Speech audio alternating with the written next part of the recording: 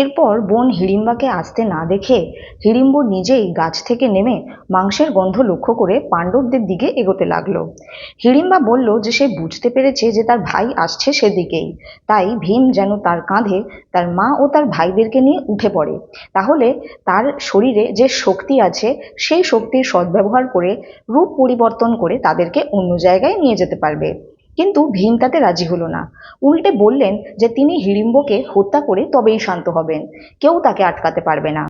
হিড়িম্ব এই কথা শুনতে পেল এবং যখন তাদের কাছে গিয়ে দেখলো যে তার বোন মানব রূপে ভীমের সঙ্গে কথা বলছে, তখন তাকে দেখে তার সর্বাঙ্গ জ্বলে গেল। হিড়িম্ব বলল যে তার বোনকেও সে হত্যা করবে পাণ্ডবদের সাথে, কারণ সে তার ভাইয়ের ক্ষুধার কথা না ভেবে নিজের কামনার বসানোর কথা ভাবছে। এই বলে সে হিড়িম্বাকে মারতে উদ্যত হলো। ভীম হিড়িম্বকে বাধা দিয়ে বলল যে তার বোনের কোনো দোষ নেই, লড়তে চাইলে সে যেন তার সাথেই লড়াই করে, কারণ কোনো নারীকে হত্যা করার প্রয়োজন তার নেই, এবং এও প্রয়োজন নেই তার ভাইদেরকে জাগিয়ে হত্যা করার।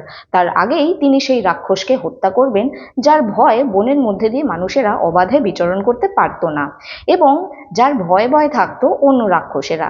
আর তাই তাকে হত্যা করে ভীমকেই সেই জায়গা নিরাপদ করে রাখতে হবে, যাতে অন্য জনমানবেরা সেই রাস্তা দিয়ে যাতায়াত করতে পারে। কি হলো এরপর জানতে হলে অবশ্যই আমার সঙ্গে থাকতে হবে, কারণ আপনাদের সহযোগিতা আমার একান্ত কাম্য। লাইক, শেয়ার, কমেন্ট ও সাবস্ক্রাইব করতে ভুলবেন না। দেখা হবে পরের ভিডিওতে। For now, by.